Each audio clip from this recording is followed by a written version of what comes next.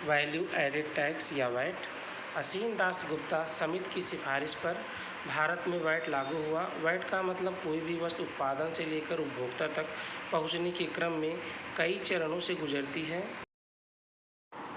उत्पादन से अंतिम उपभोक्ता तक पहुंचने के क्रम में उसमें विभिन्न सेवाएं भी जुड़ती चली जाती हैं।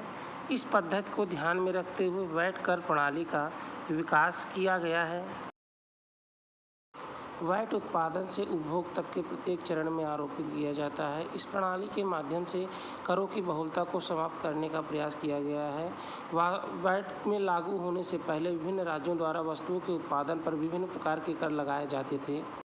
विदेशी वस्तुओं के मूल्यों की बड़ी समानता रहती थी।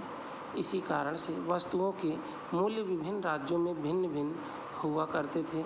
इस प्रकार से वैट लागू किया गया है कि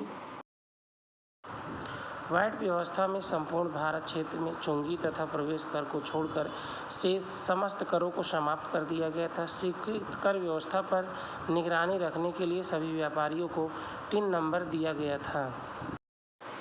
वस्तु एवं सेवा कर लागू होने से वैट समाप्त कर दिया गया है।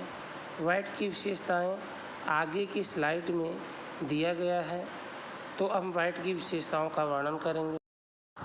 भारत में वैट व्यवस्था 1 अप्रैल 2005 से 22 राज्यों तथा 5 केंद्र शासित प्रदेशों में लागू की गई। इसके पश्चात वर्ष 2007 में तमिलनाडु तथा पुदुचेरी में 1 जनवरी 1960 को उत्तर प्रदेश में लागू किया गया था। लक्षद्वीप तथा अंडमान निकोबार द्वीप समूह में बिक्री कर नहीं था, क्योंकि वहां पर वैट भी अस्तित्व में नहीं आया।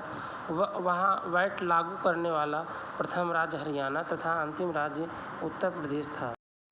यह अर्थशास्त्र में हमने कई वीडियो बना चुके हैं, उनको देखने के लिए हमारे प्लेलिस्ट में जाएंगे। यह हमारा आपने चैनल सब्सक्राइब नहीं किया है तो सब्सक्राइब कीजिए, शेयर कीजिए, कमेंट कीजिए। धन्यवाद।